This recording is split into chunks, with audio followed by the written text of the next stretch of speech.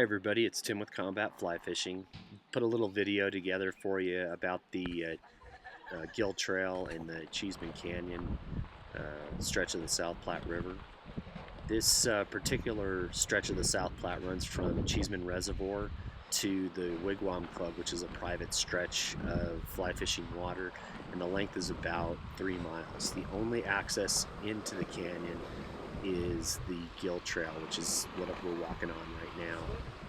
This Is it? particular trail the one we're going in right now is the north entrance, which is actually pretty mild and sedate, comparatively speaking. If you do any kind of light hiking or anything, you're not going to have any issues coming into the canyon this way.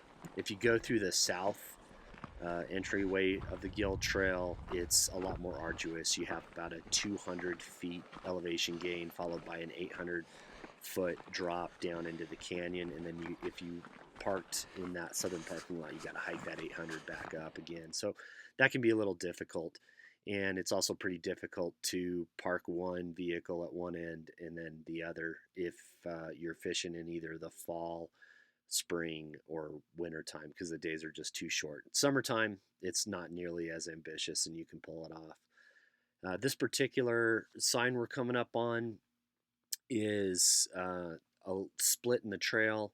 If you stay to the left, it's 800 meters down to the river.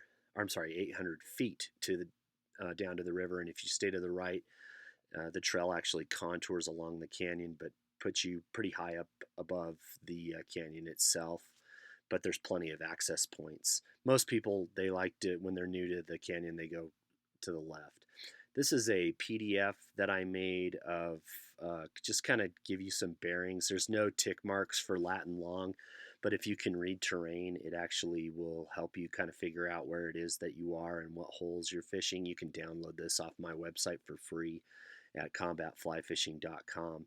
We're only going to go as far as about the Rainbow Pool on this particular trip, and we didn't go any farther than that, and then we ended up heading out. But we had a pretty good day. A lot of pan-sized fish, nothing massive, but a good time nonetheless. If you look at the hillside, it's made up of this pea gravel, and back in 2002, we had two major forest fires. One was the Schoonover fire that burned 5,000 acres, and the other was the Hayman fire that burned 135,000 acres. The Schoonover Gulch actually drains into the South Platte as well as Cow Crossing, and although you can't see any burn scar from the river right here, there's plenty of it on the opposite ridges on both sides. And so when we had the heavy rains in 2006, there was some major flooding that hit this area, and now the bottom is made up of a lot of pea gravel, and it kind of just went through this whole area. People say that the canyon itself is very difficult, or the fish are very smart. I disagree with that. I think that the way the layout of the river is, the terrain is difficult, and so it's a lot of technical fly fishing in spots. And so it takes a little while to come up with a good strategy as to um, how to fish this. So don't give up if you go in there your first time and you walk away with nothing. You'll see tons of fish.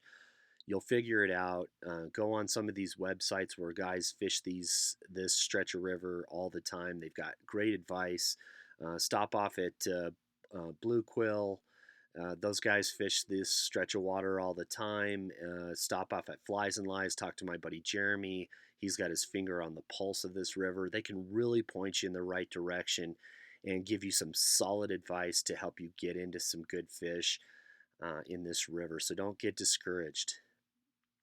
One last thing I will say, because of the pea gravel, it's sometimes it's difficult to see the spawning beds versus what's just pea gravel.